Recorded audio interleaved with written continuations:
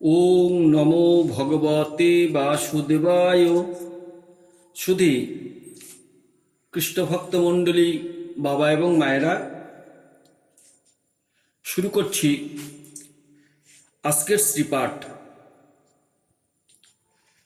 একদিন ব্রহ্মানন্দন নারদ ঋষি তার বিনায় হরিগুণগান করতে করতে শ্রী গোবিন্দের লীলাক্ষেত্র বৃন্দাবন ধামে যমুনা নদীর তীরে উপস্থিত হলেন। নারদ ঋষি যদিচ্ছায় ভ্রমণ করতে করতে কলির প্রকোপে জীবের দশা মলিন দেখি খুবই মর্মাহত হলেন। ব্রহ্মানন্দন দেখতে পেলেন কলির আক্রমণে জগতের ধর্মের চারটি অঙ্গ সত্য, শৌচ, দয়া, তপ এখন আর পৃথিবীতে নেই। এখানে একটি কথা বলতে হয় যে ধর্ম কাকে বলে। ধৃ ধাতু মন প্রত্যয়, তাহাতে ধর্ম উপজয়। ধর্মান্তু সাক্ষাৎ ভগবৎ পরিতাম, সদ্ভাবে কিছু ধারণ করাই ধর্ম। এবার আসি, ধর্ম দেখতে কেমন? আমরা দেখতে পাই প্রতিটি জায়গায়, যেমন ধরেন কোনো রাজনৈতিক দলই হোক কিংবা কোনো বড় কোম্পানি হোক, তাদের নিজস্ব একটি সিম্বল বা চিহ্ন থাকে, যা দিয়ে তাদের আমরা শনাক্ত করতে পারি যে এটা কোনো দল বা এটা কোনো পার্টি বা এটা কোনো কোম্পানি। তা আমাদের ধর্মেরও একটি চিহ্ন বা সিম্বল আছে, সেটি হলো কি সারগুরু। মহারাজ পরীক্ষিত যখন নগর ভ্রমণ করছিলেন রাতে, তখন দেখতে পেয়েছিলেন যে ধর্ম সারগরু রূপে দাঁড়িয়ে আছে, আর কলি মহারাজ ধর্মের তিনটি পা মেরে খোঁড়া করে দিয়েছে, শুধু সত্যের উপরে দাঁড়িয়ে আছে। তখন এই ধর্ম সারগরু রূপে মহারাজ পরীক্ষিতের কাছে ত্রাহিমাং ত্রাহিমাং করেছিলেন এবং বলেছিলেন, মহারাজ পরীক্ষিত, তুমি আমায় উদ্ধার করো, ধর্ম আমার চারটি অঙ্গ, তার মধ্যে তিনটি অঙ্গ খোঁড়া করে দিয়েছে। তাহলে এবার ধর্মের যে চারটি স্তম্ভ, সেগুলো সত্য, শৌচ, দয়া, তপ। তাহলে ধর্মাচরণ করতে গেলে প্রথমে মানুষকে সত্যবাদী হতে হবে, তারপরে প্রয়োজন সুচিতা রক্ষা করা, এরপরে দয়া থাকতে হবে। মহাপ্রভু বলেছেন, নামে রুচি জীবে দয়া, বৈষ্ণব সেবন, ইহা বই ধর্ম নাই, শোনো সনাতন। জীবের দয়া থাকা অবশ্যই দরকার। বিবেকানন্দ বলেছেন, বহুরূপে সম্মুখে তোমার ছাড়ি কথা খুঁজিছ ঈশ্বর, জীবে প্রেম করে যেইজন, সেই জন সেবিছে ঈশ্বর। আর থাকতে হবে কি? তপস্যা, অর্থাৎ ভগবান ও ভক্তের সেবামূলক কার্য করা। তবে মহাপ্রভুর প্রথম কথা নামে রুচি, এটা এখন কলিজীবের মধ্যে বড়ই অভাব, কারণ জীবের ভবরোগ বা মায়ারোগে ধরেছে। দেখবেন জন্ডিস রোগ, এই জন্ডিস রোগ যখন কোনো রুগীর হয়, তখন তার রোগীর মুখটি তেতো হয়ে যায়। সে যদি মিশ্রিও মুখে দেয়, তথাপি তার তিতা লাগে। ডাক্তারবাবুর কাছে গেলে ডাক্তারবাবু ওষুধ দিয়ে দেয় আর বলে, তুমি মিশ্রি চুষতে থাকো, যেদিন তোমার জন্ডিস রোগ সেরে যাবে তখন তোমার মুখে মিষ্টি লাগবে। তাই আমাদেরও গুরুবাক্য শিরোধার্য করে কৃষ্ণ নামরূপী মিশ্রি মুখে রাখতে হবে, তবেই এই কলির আক্রমণ থেকে রেহাই পেয়ে শুদ্ধ চিত্তে হরিনাম করতে পারবো। এবার পূর্বাবস্থায় ফিরে আসি। তা নারদ ঋষি দেখলেন কলিতে যোগী, জ্ঞানী, সদাচারী মানুষের বড়ই অভাব। কলিতে সাধুগুরু বৈষ্ণবের সমাদর নেই, নারীগণ লজ্জাহীনা হয়ে গেছে। এইসব দেখতে দেখতে যখন ঋষিবর যমুনার তীরে পৌঁছালেন, সেখানে এক আশ্চর্যজনক ঘটনা দেখতে পেলেন। নারদ ঋষি দেখতে পেলেন যে যমুনার তীরে অনেক মানুষ ভিড় করে আছেন।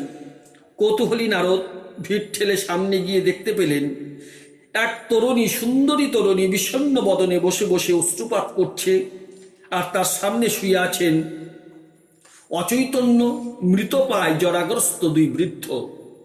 তাদের শ্বাস প্রশ্বাস চলছে কি চলছে না বোঝা বড় দায়।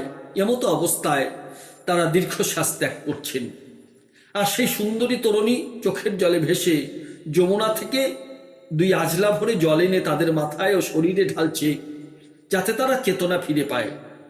কিন্তু হায় অদৃষ্ট, নিষ্ফল প্রয়াস, কোনোভাবেই সেই বৃদ্ধ দুজনের জ্ঞান ফিরে না আসায় তরুণী অধোবদন হয়ে আছে। নারদ ঋষি কন্যাটির সামনে গিয়ে বললেন, হে মাতো, আপনি কে? কি আপনার পরিচয়? আর আপনার সামনে মৃতপায় জরাগ্রস্ত এই মানুষ দুটোই বাকি। এই কথা শুনে তরুণী মুখ তুলে বললেন, হে ঋষিবর, আমি ভক্তি, আর এরা দুজনে আমারই সন্তান। এদের নাম জ্ঞান ও বৈরাগ্য। কলির আক্রমণে আমাদের এই দুরবস্থা। পাপের ভারে জর্জরিত হয়ে আমরা তিনজনই এরূপ অবস্থা প্রাপ্ত হয়েছিলাম। এমতো অবস্থায় আমি অনেক তীর্থ ঘুরলাম যাতে আমাদের পূর্বদেহ ফিরে পাই, কিন্তু কোনো কিছুতেই কিছু হলো না। এরপরে বৃন্দাবনে এই যমুনায় স্নান করে আমি পূর্বাবস্থা ফিরে পেলাম, আমি আমার যৌবন ফিরে পেলাম। কিন্তু আমার এই পুত্র জ্ঞান ও বৈরাগ্যের কিছুতেই তাদের ভালো করতে পারলাম না। হে মহাত্মন, আপনি যদি বলে দেন কি করলে আমার পুত্ররা সুস্থ হবে, তাহলে খুবই উপকৃত হই। নারদ এই কথা শুনে সেই জ্ঞান ও বৈরাগ্যের হাত ধরে টানলেন আর বললেন, তোমরা উজ্জীবিত হও। কিন্তু এতে তাদের ক্ষণকালের জন্য চোখ খুললেও পুনরায় তারা অচৈতন্য হয়ে গেলেন। এতে নারদ খুব মর্মাহত হলেন। এমন সময় দৈববাণী হল, হে নারদ, তুমি সাধুগণের সান্নিধ্যে যাও, তারাই তোমার এর পথ বাতলে দেবে। এরপর নারদ তার ঢেকি বাহনে বিশীর্ণ বদনে ঘুরতে ঘুরতে বদরিকা আশ্রমে উপস্থিত হলেন। সেখানে তখন উপস্থিত ছিলেন ব্রহ্মানন্দন সনত কুমার। নারদকে এরূপ বিমর্ষ দেখে এর কারণ জিজ্ঞেস করলেন। তখন নারদ ভক্তি এবং তার দুই পুত্র জ্ঞান ও বৈরাগ্যের দুরবস্থার কথা বললেন, এবং বলে কি করে এদের সেই দুরবস্থা থেকে এরা পূর্বাবস্থায় ফিরে পাবে তার জন্য মুনি বরকে জিজ্ঞেস করলেন। একথা শুনে সনত কুমার বললেন, হে নারদ, যখন বেদ, পুরাণ, দর্শন, তন্ত্রাদি শাস্ত্র রচনা করার পর ব্যাসদেবের মন তুষ্ট হয়নি, ব্যাসদেবের মনে একটি আক্ষেপ, তা কি, যা আমার কলিজীবকে ধর্ম জানানো হলো না। কেননা শাস্ত্রের মাধ্যমেই ধর্ম জানতে হবে। আমি অনেক শাস্ত্র রচনা করলাম, কই আমার মন তো শান্ত হলো না। সনত কুমার বলছেন, হে নারদ, তুমি তো তখন বেদব্যাসকে এই ভাগবত ধর্মের জ্ঞান প্রদান করেছিলে, তোমার কি সে কথা মনে নেই? আর তোমার কথা শুনে ব্যাসদেব প্রসন্ন চিত্তে ভাগবত রচনায় মনোনিবেশ করলেন। এরপর রচিত হল বেদব্যাসের অমর সৃষ্টি শ্রীমদ্ ভাগবত মহাপুরাণ। স্বয়ং গোবিন্দ স্বীকার করেছেন ভাগবত রূপে কৃষ্ণ স্বয়ং অবতার। কারো ঘরে যদি ভাগবত থাকে আর সে যদি দিনান্তে একটি তুলসীপত্র চন্দনে চর্চিত করে ভাগবতের উপরে দেয়, মনে রাখতে হবে স্বয়ং গোবিন্দ সেই তুলসীটি গ্রহণ করে। সুতরাং হে নারদ, তুমি যমুনার তীরে ভাগবত পাঠের আয়োজন করো আর নিমন্ত্রণ করো সকল সাধুগুরু বৈষ্ণবগণকে। ভাগবত পাঠরূপ জ্ঞানযজ্ঞ শুরু হলে ভাগবতের কৃপা এবং সাধুগুরু বৈষ্ণবের কৃপায় জ্ঞান বৈরাগ্য তাদের পূর্বরূপ ফিরে পাবে। একথা শুনে নারদ ঋষি সুরধ্বনি গঙ্গার তীরে ভাগবত পাঠের আয়োজন করলেন আর নিমন্ত্রণ করলেন সকল সাধু মহাত্মাদের। সকল মুনি ঋষিরা, যেমন পরাশর মুনি, গৌতম মুনি, বিশ্বামিত্র, চ্যবন, মহর্ষি ভৃগু প্রমুখ মুনিগণ এই ভাগবত পাঠে অংশগ্রহণ করলেন। শুরু হলো ভাগবত পাঠ। সকল মুনিদের মুখে উচ্চারিত হলো মঙ্গলধ্বনি। দেবগণ পুষ্পবৃষ্টি করতে লাগলো। এই পাঠে এসে পাঠ শ্রবণ করে ভক্তি দেবী এবং তার দুই পুত্র জ্ঞান ও বৈরাগ্য তাদের পূর্বরূপ ফিরে পেলেন। এই পাঠে ব্যাসনন্দন শুকদেব গোস্বামীও উপস্থিত ছিলেন। সর্বশেষে সবাই লক্ষ্য করলেন ভাগবত পাঠের স্থলে স্বয়ং গোবিন্দ এসে উপস্থিত হয়েছেন। তখন নারদ বললেন, হে প্রভু, আমি এই ভাগবত যজ্ঞে সকলকে এই নিমন্ত্রণ করেছি, শুধু তুমি বাদে। তাহলে প্রভু, তুমি বিনা আমন্ত্রণে এই স্থানে এলে কেন? তখন গোবিন্দ বললেন, হে নারদ, মনে রাখবে ভাগবত রূপে স্বয়ং কৃষ্ণ অবতার।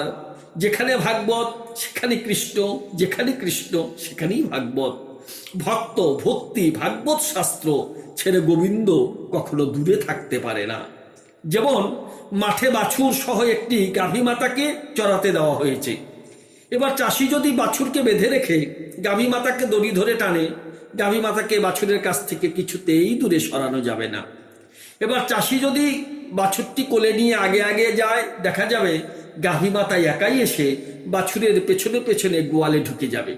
সুতরাং হে নারদ, তোমার এই ভাগবত পাঠের আসরে এসেছেন ভক্তি, ভক্তি মহারানী এবং ভক্তগণ এবং ভাগবত শাস্ত্র। সুতরাং আমি আর দূরে থাকতে পারলাম না, এখানে চলে এসেছি। তখন নারদ বললেন, হে প্রভু, এলেই যদি, তবে তোমাকে একটি কথা দিতে হবে। কি? যে কলিযুগে যেখানেই ভাগবত পাঠ হবে সেখানেই তুমি উপস্থিত থাকবে। শ্রী গোবিন্দ সম্মতি প্রকাশ করলেন, বললেন, হে নারদ, আমি কথা দিচ্ছি, আজ থেকে যেখানেই এই ভাগবত কীর্তন হবে, ভাগবত পাঠ হবে, সেখানেই আমি সশরীরে প্রতিষ্ঠান করব এবং শ্রীমতী রাধারানীকে নিয়ে যুগলভাবে বিরাজ করব। কারণ ভাগবত এবং এর মাহাত্ম্য বিরাট। সুতরাং যেখানেই ভাগবত সেখানেই গোবিন্দ। কলিযুগে গোবিন্দ তাই বলেছেন, নাহং তিষ্ঠামি বৈকুণ্ঠে যোগিনাং হৃদয় চ মদ্ভক্ত যত্র গায়ন্তি তত্র তিষ্ঠামি নারদ। ওরে নারদ, আমি বৃন্দাবনে থাকি না, আমি যোগীদের হৃদয়ে থাকি না। যেখানে আমার ভক্তগান আমার নামগুলো গান করে সেখানেই আমি বিরাজ করি। তাই নারদকে আজ প্রভু কথা দিলেন যে যেখানেই কলিযুগে ভাগবত আস্বাদন হবে সেখানেই প্রভু রাধারানীকে নিয়ে যুগলভাবে অবস্থান করবেন। তাই যেখানে যেখানে ভাগবত হয় সেখানেই আমার গোবিন্দ অধিষ্ঠান করেন। গোবিন্দকে সম্মুখরূপে আমরা অনুভব করতে পারি। আজ সেই ভাগবত আমাদের দিকে দিকে ছড়িয়ে দিতে হবে, যাতে ভাগবত আস্বাদন আরো বেশি করে হয়, মানুষ ভাগবত সম্বন্ধে জানতে পারে। কারণ ভাগবত, শুধু ভাগবত জানলে হবে না। ভাগবত অর্থ কি? ভয়ে ভক্তি, গতে জ্ঞান, বতে বৈরাগ্য, ততে ত্যাগ। সুতরাং একমাত্র ভক্তি, এই ভক্তি রাজ্য আমাদের যেতে হবে।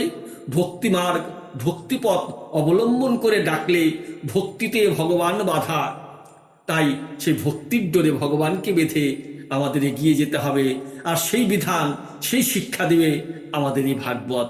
আজ এখানে বিশ্রাম দিচ্ছি। জয় নিতাই, জয় গৌর, জয় মহাপ্রভু।